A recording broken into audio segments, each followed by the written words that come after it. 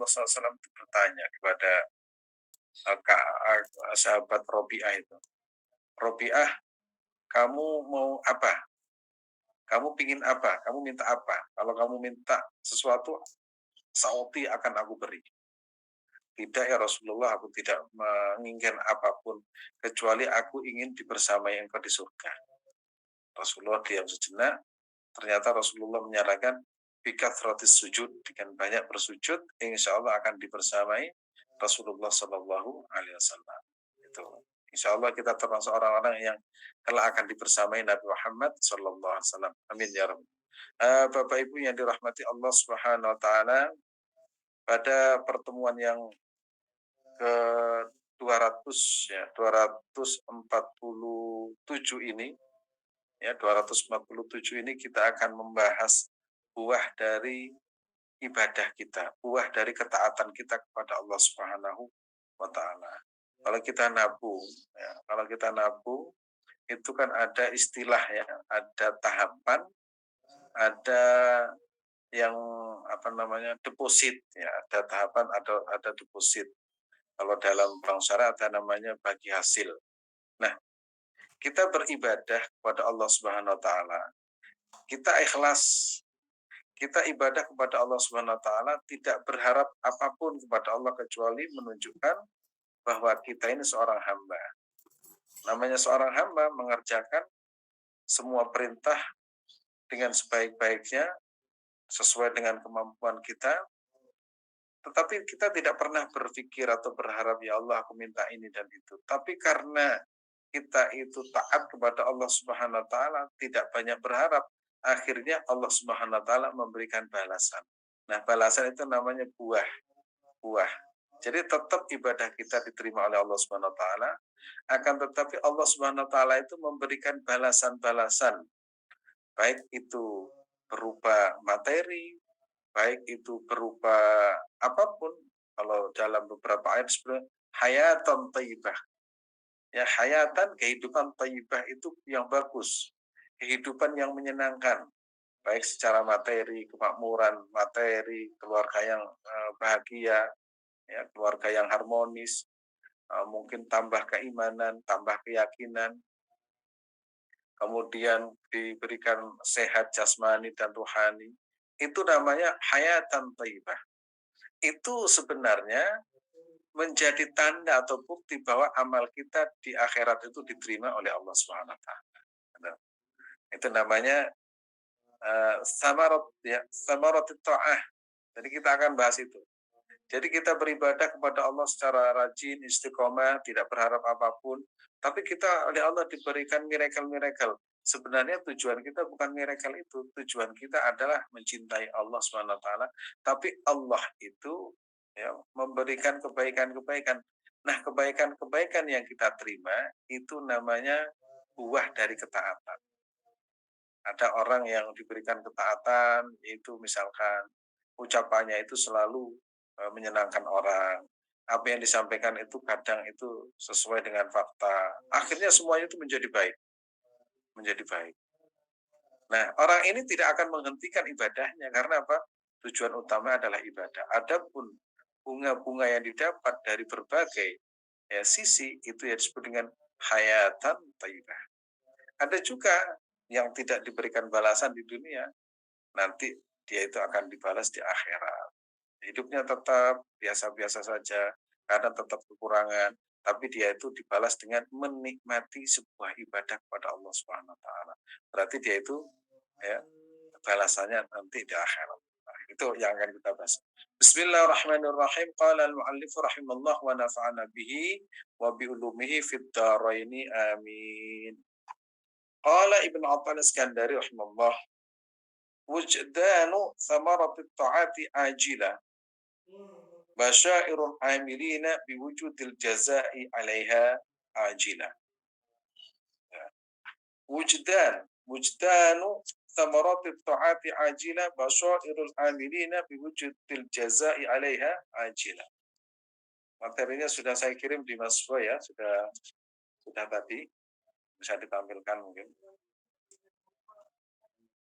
Ya, saya ulangi lagi. Buah ketaatan, ya, buah ketaatan yang dirasakan di dunia adalah kabar gembira. Ya. Wujdanu samaratit ta'ah, buah ketaatan. Nah, kita taat ya kepada Allah Subhanahu wa taala dengan berbagai ibadah. Wujdanu samaratit ta'ajila yang ditampakkan oleh Allah Subhanahu wa taala di dunia. Ada orang rajin sholat tahajud, istiqomah. Dia itu nikmatnya sholat tahajud. Tidak pernah berpikir, kenapa sholat tahajud biar hidup saya itu begini, nggak ada. Pokoknya dilaksanakan perintah Allah Subhanahu wa taala, suruh bangun malam, kemudian menikmati sholatnya dengan baik, menikmati sholatnya dengan benar, sebagai bukti cinta kepada baginda Rasulullah SAW, dilakukan dalam kondisi apapun dilakukan. Kemudian Allah berikan ya kemuliaan-kemuliaan, Allah berikan apa ya kemudahan-kemudahan urusan-urusan ekonomi dan sebagainya, keluarga. Itu namanya basyairul amilin, kabar gembira bagi pelakunya. Biwujudil jaza alih ajila.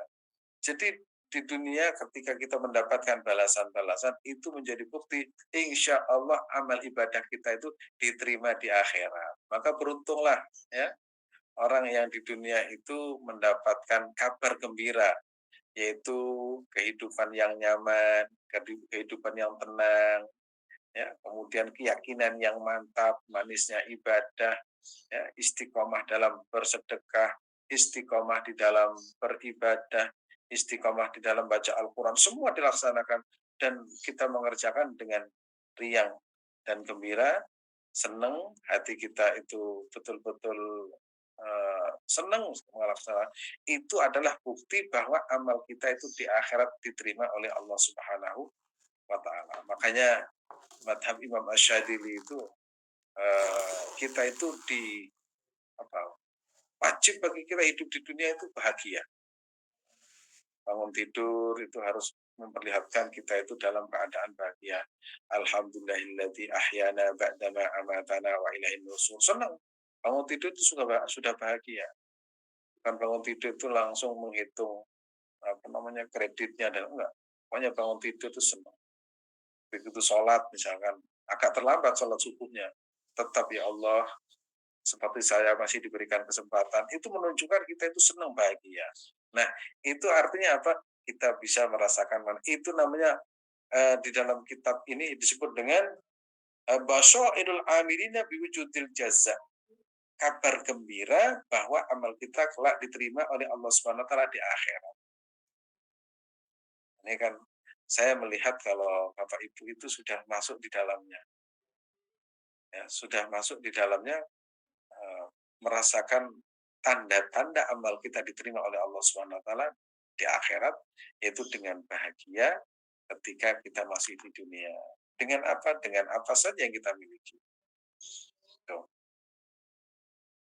Belum bisa ditampilkan sama Mas Boy, mungkin masih. Ustaz, sedang lagi coba dipindahkan ke PDF, Ustaz. Oke. Saya lanjutkan. Wujdanu thamaratit ta'ati ajilan basyairul amilin biwujudil jazai ajilan. Buah ketaatan yang dirasakan di dunia adalah kabar gembira bagi orang-orang yang beramal tentang adanya balasan ketaatan di akhirat. Buah ketaatan, apa sih buah ketaatan itu? Ketika seorang hamba melaksanakan beragam ketaatan kepada Allah Subhanahu wa taala secara istiqomah, ya, maka batinnya itu akan mengeluarkan cahaya. Kita kemarin sudah bahas. Jadi kalau sudah ada cahaya dalam batin kita, maka Allah Subhanahu wa taala akan memberikan buah dari ketaatan itu, dan buah dari ketaatan adalah kabar gembira adalah tentang adanya balasan ketaatan di dunia maupun akhirat. Nah, kita insya Allah sudah masuk di dalamnya. Selanjutnya ketika belum mendapatkan buah dari ketaatan di dunia, nah di dunia itu belum mendapatkan ketaatan, belum mendapatkan buah dari ketaatan itu secara materi misalkan. Tetapi kita tidak boleh putus asa kalau Allah akan membalas di akhirat. Saya ada kan orang rajin tahajud tapi hidupnya melarat. Ada orang rajin istighfar tapi hidupnya sengsara. Ada orang pengajar Al-Quran, di mana-mana mengajar Al-Quran tapi secara ekonomi itu kekurangan. Ada pengajar Al-Quran itu kadang punya pasangan itu Masya Allah, ya, jahat, bahkan saking jahatnya kadang pas semaan Al-Quran itu tiba-tiba istrinya datang dengan membawa anaknya, langsung bilang begini, ini anakmu masa ngaji saja, apa ngaji itu bikin makmur ekonominya, tapi sang laki-laki itu sabar, sabar. Nah, dia tidak mungkin secara materi dia mendapatkan tanda-tanda, tapi dia itu punya tanda-tanda, ya, apa tanda-tandanya? Senang terhadap Al-Quran. Nah, seperti itu bagian dari tanda-tanda. Makanya oleh karena itu saya menemukan orang-orang yang taraf kehidupannya itu secara ilmu dan secara status sosial dan juga status kesolehan itu sangat tinggi, ternyata istrinya itu luar biasa. Nah, itu saya baca di beberapa literatur, ya, istrinya itu sinis, istrinya itu, tapi dia tidak menganggap itu sinis, biasa-biasa saja. Nah, berarti di sisi lain Allah Subhanahu wa taala memberikan kabar gembira bahwa dirinya itu adalah orang yang kelak akan mendapatkan balasan akhirat.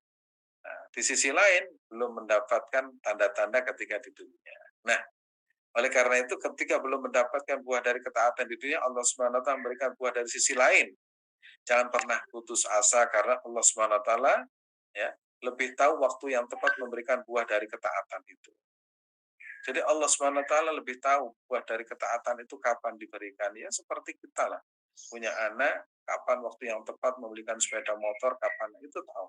Tapi anak kan tidak pernah berputus asa untuk berbakti kepada orang tuanya karena memang sang anak itu lahir bukan untuk durhaka tapi untuk berbakti.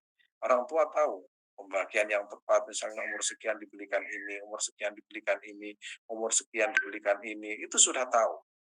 Maka jangan pernah berputus asa. Kalau anak itu kadang putus asa minggat, akhirnya apa? Akhirnya fasilitas yang akan diberikan orang tua itu akhirnya ditarik karena apa? Karena tidak taat lagi. Kita kadang ibadah berkali-kali, wiritan berkali-kali, kemudian munajat berkali-kali, tahajud tidak tentu, tahajud itu tidak bisa dihitung waktunya, jumlahnya setiap hari. Kok kita masih berharap kapan Tuhan kau memberikan balasan kepadaku? Nggak usah seperti itu. Kita ibadah saja terus-menerus tanpa putus asa. Bisa jadi nanti balasan Allah Subhanahu wa taala ketika usia senja. Bisa jadi ketika Allah membalas buah dari ketaatan itu jatuh pada anak kita misalkan menjadi orang yang sukses. Ketahuilah orang-orang yang anaknya itu hebat-hebat, orang tuanya itu pasti ketaatan kepada Allah itu sangat tinggi. Itu sudah kayak ilmu pasti itu. Ilmu pasti itu. Jadi orang-orang yang hebat, orang-orang yang luar biasa, saya perhatikan orang tuanya pasti kuat sholat malam, pasti kuat berpuasa, pasti rajin sedekah. Itu saya perhatikan. Dan yang nyata itu puasa istiqomah, puasa Senin Kamis ya, atau puasa sunnah yang lain, kemudian sholat malam dengan beragam wiridnya, termasuk ahlul Quran, dan termasuk sedekah. Itu kalau istiqomah itu akan melahirkan sebuah miracle. Sebenarnya mereka tidak minta miracle, tapi Allah itu sudah tahu bahwa amal atau ketaatan yang dilakukan itu secara otomatis akan melahirkan, ya, balasan yang sangat luar biasa. Nah ini ya, nah, insya Allah kita sudah melakukannya. Mungkin ada yang rajin sholat malam, ada yang rajin puasa Senin Kamis, ada yang rajin membaca Al-Quran. Saya temukan satu keluarga itu hafal Quran, ternyata orang tuanya, ibunya itu setiap seminggu sekali khatam Al-Quran. Oh, seperti itu. Jadi si ibunya seminggu sekali itu khatam Quran. Akhirnya anaknya itu hampir satu keluarga itu semuanya hafal Quran. Bahkan menantunya itu ahli Quran. Nah, itu kan miracle. Dia itu tidak minta sebenarnya. Dia tidak minta. Allah secara otomatis membalas. Itu namanya buah dari ketaatan baca Al-Quran, akhirnya Allah berikan balasan di dunia, kebahagiaan. Nah, nanti di akhirat itu jauh ya, jauh lebih tinggi, jauh lebih luar biasa ketimbang dunia. Karena kalau sudah di akhirat itu sudah tidak ada lagi ya balas dendam, sakit hati, karena semuanya itu adalah balasan dari Allah Subhanahu wa taala, itu surga, kenikmatan beserta kenikmatannya. Ini itu kalau belum mendapatkan balasan dari ketaatan, jangan putus asa, terus dilaksanakan ketaatan itu. Ya, karena ketaatan itu bisa jadi jatuh pada anak atau cucunya. Begitu juga sebaliknya. Orang yang serakah itu untuk kepentingan pribadinya, itu bisa jadi ya, kedzoliman itu berdampak pada anaknya. Orang tuanya zolim, akhirnya anaknya itu kena dampaknya, kena caci maki, kena ini dan itu. Padahal anaknya itu tidak ikut apa-apa. Tapi hukum sosialnya seperti itu. Anak siapa? Anaknya si A. Oh, pantas saja orang tuanya seperti itu. Padahal anaknya tidak ikut-ikutan. Mudah-mudahan kita semua dijaga oleh Allah Subhanahu wa Ta'ala. Kemudian kita lanjutkan. Ini banyak yang terpotong. Kita lanjutkan. Macam ketaatan ya, macam-macam ketaatan. Macam-macam ketaatan itu apa? Macam-macam ketaatan itu banyak. Contoh, ya, macam-macam ketaatan, misalkan menjaga sholat berjamaah, menjaga ya, menjaga istiqomah di dalam melaksanakan sholat sunnah, menjaga istiqomah zikir, menjaga istiqomah puasa sunnah, menjaga istiqomah sedekah. Misalkan sholat 5 waktu, pernah saya sampaikan dalam sebuah contoh ya, ada namanya Sabit Al-Bunani. Sabit Al-Bunani itu menjaga keistiqomahan sholat tahajud sampai 50 tahun. Begitu meninggal, dimakamkan, itu sudah bertahun-tahun, ternyata di dalam alam barzahnya itu tetap bersujud kepada Allah Subhanahu wa taala. Dan itu diketahui tatkala ada tetangganya meninggal. Begitu tetangganya meninggal, kemudian dibongkar kan sampai mau dimakamkan, ternyata di dalam alam barzah itu ada orang yang sedang bersujud. Maka yang penggali kubur itu bertanya, itu siapa? Kamu tahu, itu adalah Sabit Al-Bunani.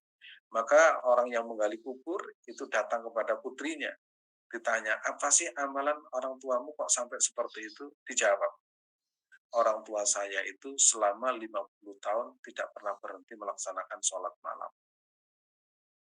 Nah itu. Ada lagi, pernah juga saya sampaikan, orang yang hari-harinya itu baca Al-Quran. Karena Ahlul Quran ya, itu begitu ada seorang sahabat itu menjelang maghrib di sebuah pemakaman mendengar suara yang indah dari dalam kubur itu. Kemudian didatangi, ini suaranya si A, saya kenal tuh. Lantas datang kepada Rasulullah Sallallahu Alaihi Wasallam, ya Rasulullah, kemarin saya mendengar, iya memang suaranya dia.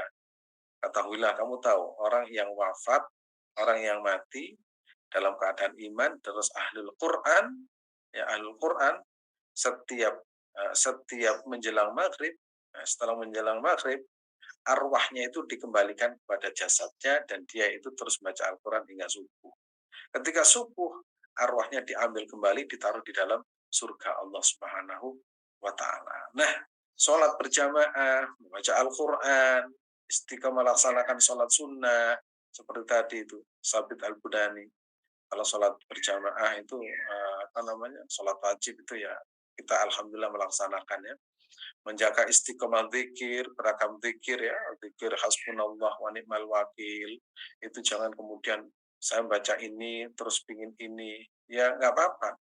Tapi keinginan itu bukan tujuan. Tujuan kita adalah kepada Allah Subhanahu wa taala. Istiqomah puasa sunnah, ya istiqomah sedekah.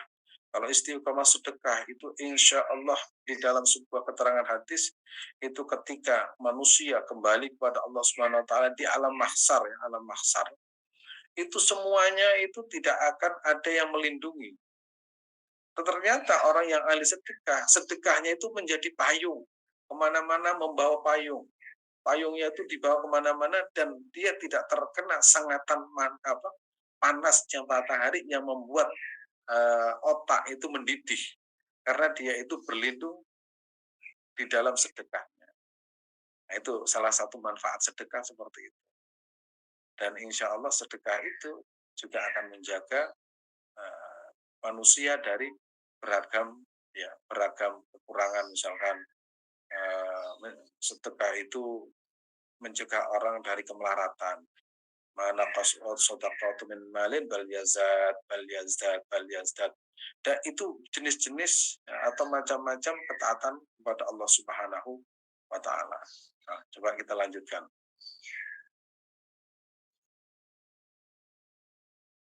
Nah, buahnya apa saja? Tadi saya sampaikan. Buahnya itu saya sama jenis-jenisnya. Buahnya apa saja?